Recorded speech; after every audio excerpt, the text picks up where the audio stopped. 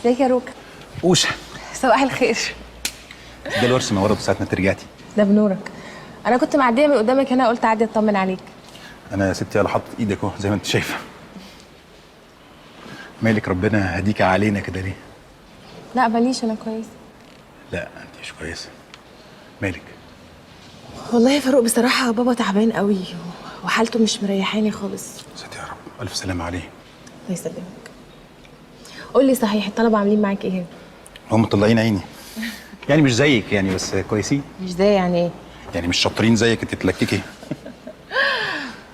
انت عارف ان انا بقول يا بختهم، بس انا بحن الايام زمان قوي يا فاروق.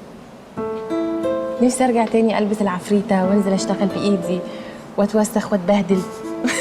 غاويه فقر عيش صح؟ يعني انت شريكتي هنا في المكان وصاحبه المكان ده معايا، لسه بتفكري عايز تلبسي العفريته وتنزلي تحت العربيه. دلوقتي احسن بكتير.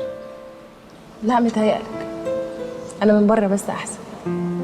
طول ما انا بحن الايام زمان كده ونفسي ان هي ترجع تاني، يبقى اكيد انا مش مبسوطه دلوقتي خالص. ايش لو كان الموضوع ده بسبب مرض ابوكي؟ انت ليه بتفكري شر يعني؟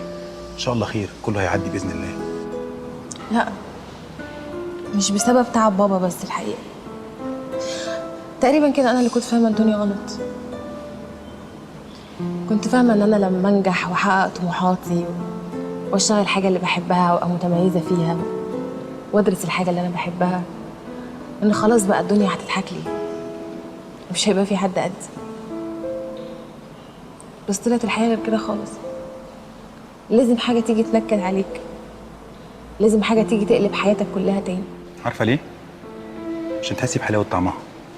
لما كانش ابوكي جه هنا جابك من شعرك وقال لك ما تشتغلي وخدك من هنا هو وزعق فيا، وبعدين عرفتي ترجعي تاني تشتغلي اللي انت عايزاه وتسافري لندن وتشتغلي في اهم شركه في العالم، ما كنتش حاسس بحلاوه الكلام ده كله غير ما تتلسعي منه. والله العظيم هتحلوي يا عيش، والله هتحلوي.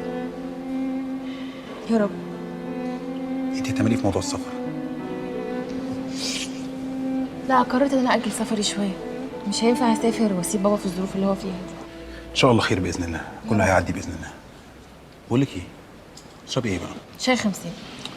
تلبسي عفريت يا عيش، انت ناس ازاي يا بنتي؟ بتحسبي كده؟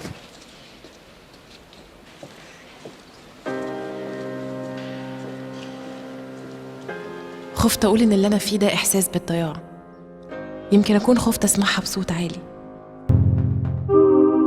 اشترك في باقات واتشت الشهرية بتبدأ من 14 جنيه و99 قرش، وباقات سنوية تبدأ من 150 جنيه.